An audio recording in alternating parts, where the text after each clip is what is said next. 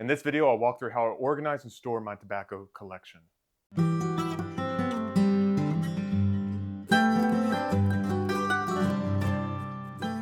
Welcome back, guys, to the TheSpurgeonPiper. This is Wilson with you. So when we first pick up the pipe, we usually don't think of storage or organizing anything, usually because we only have a handful of pipes and a handful of tins or pouches of tobacco, and so we usually keep them on a desk, on a shelf, whatever. And then as time goes on, you stick with it. Maybe we start thinking of those things and we need more room. So we pick up something like I don't know, just keep it in a cardboard box.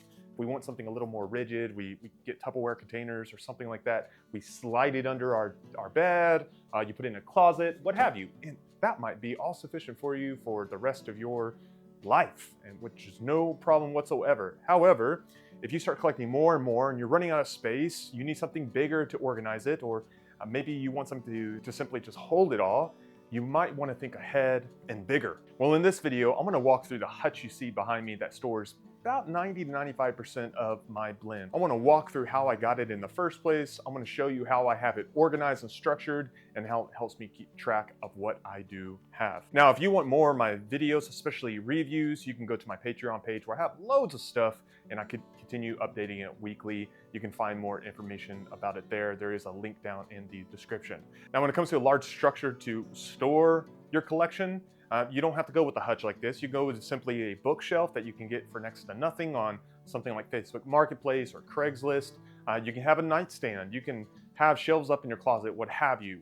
I picked the hutch. The reason why I really went with the hutch is that I liked the look of it. It looked cottagey, a little bit antique-ish. And so I spent about several weeks on Facebook Marketplace, scouring to look for what I wanted. And finally, I got my hands on it on an old farm that was getting rid of it. And I've been happy with it ever since. Now, the overall way I structure the hutch is I have my unopened tins up here. You know, they're nicer looking and all that. And on the bottom portion, I have the open tins. And I'll get to why those are opened. But first, let me get into the upper top and how I have it structured. Now, as I walk through the organization, I'm not recommending any of these blends or giving you a reason why I have them. I'm simply showing you how I organize my collection. On this side, I have predominantly Virginia-based blends. Some of these are also aromatics, but predominantly it's non-English, it's not burley blends, anything like that.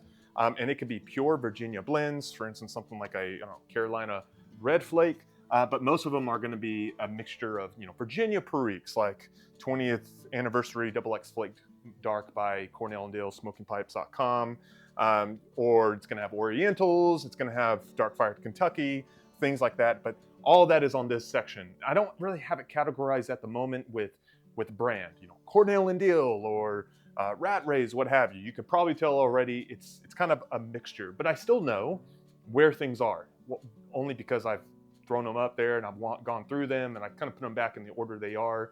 Would it be better to have them more systematized and have, well, this is this brand up here with Cornell and Diehl and Rat Rays and Peterson? Absolutely. If you do something like this, probably just encourage you to do something like that. I don't have it structured so well. But again, this is mostly Virginia Perique blends, Orientals, what have you, those kind of blends. And then mixed in here are gonna be some aromatics. You can probably see some old Sutliff blends over here that are old aromatic blends. Of course, you see Super Value. So there's some of those there, but I just don't have a lot of aromatic blends on hand anymore. So that is on that side, Virginia Perique, things like that. And then in the middle, you're gonna start getting things that are either opened and I like the presentation, or they are unopened and I simply like the look of the tin design. And then on this side, I have my burley based blends up here on top. So these are burley based, meaning they have a variety of other components to them, or they're predominantly burley blends. You take something like Burley Flake number 1 by C&D, which is predominantly burley, or there's a mixture of them. You have something like a Navy Flake, which has Virginia and burley in it. And of course, there are some that have maybe a bit of flavoring or what have you, which is like Presbyterian Reformation. Here, there is a Presbyterian Ordained, which is predominantly just bright Virginia, but I put all the Presbyterian tins together because they go well together. So those are predominantly burley-based blends there. And then on the bottom is predominantly English blends. And so I have everything a mixture of light blends to heavy blends, some that have Perique, some that don't have Perique. And I gotta say, as time has gone on, I have less of this section. because I don't collect as much English blends anymore because I don't really enjoy them as much. In fact, a lot of my acquiring of English blends are for reviews most of all. So these are my unopened tins. Now I keep the unopened tins up in the glass cabinets because they're not affected by light. They're still in their original containers and they're more presentable. So below here I do have my open tins, and before explaining how I have everything organized, I'll explain why I have them down here. So as I open a tin of tobacco, most immediately, like most people recommend, I put it in a mason jar like here, and there's different types of mason jars.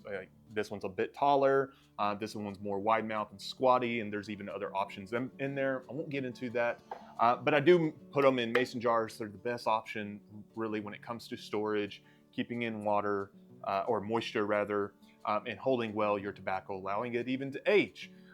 Also, the reason why I put them down here though is to keep it out of sunlight. The UV rays can degrade the natural oils in tobacco leaf. We don't want that to happen, so keep them out of sunlight. So whether you have something like this or you just simply have a box, put them in the box, put it under your bed, put it in a closet, what have you. Just keep it out of the sunlight. It's the best way to keep your tobacco in best condition as possible. And really simple thing to mention, but be sure you tighten well the mason jar lids as you do transfer them. Otherwise, you will come back to this after months or maybe years and you'll have dry as a bone tobacco. You don't really want that to happen. All right, so that's covered. How do I have this organized? Very similar to up top. Above here, I have my aromatics. I kind of keep them separate from other types of blends. And then below here, I have mostly my Virginia blends, Virginia base, things like that, kind of stuff I went up to on top, and I keep them down here. Now, how do I have them organized in each shelf? Now this is probably straightforward, but if I plan on storing one of these blends for a long term, it's gonna go way in the back. I know I'm not gonna touch it for some time. If I plan on reviewing a blend or pulling it out for enjoyment, I'll keep it on the front of the hutch. And so that is how I keep it organized. And on this side, it's a very similar setup. On the top shelf, I have my predominantly burley based blends, and I keep the ones I'm rarely going to use or I'm gonna have reviews on. I keep them up front. The stuff I plan on aging or not touching for some time, I keep it in the back. Now I will point out, if you haven't caught it already, my presentation isn't the best. In fact, let me just give you an example of what I'm talking about. This is Sam's Flake from Samuel Gaywith, and it's from 2024. So I'll take a piece of tape and I'll write Sam's Flake 2024, put it in the jar. That's about it. Some folks out there, maybe some of you do this, you will print out very nice tin stickers that you'll put on the mason jar lid. And I think that's a great idea. Others may even go farther to do what I have done with some of my blends and actually put the label in the jar so you know what it is, which is a great idea as well. I would encourage you to do those things. I don't, because I don't care. I'm lazy. Take one of those. I don't know, but I'm just content with how I've done it here. I'm not saying it's the best way. But again, as far as how I know what I have and how old it is, I would absolutely encourage you to put the date and then put, of course, what blend is in there. So that's my burleys up here. I do, by the way, that for everything that you've seen. And then below here are my English-based blends, Balkan blends.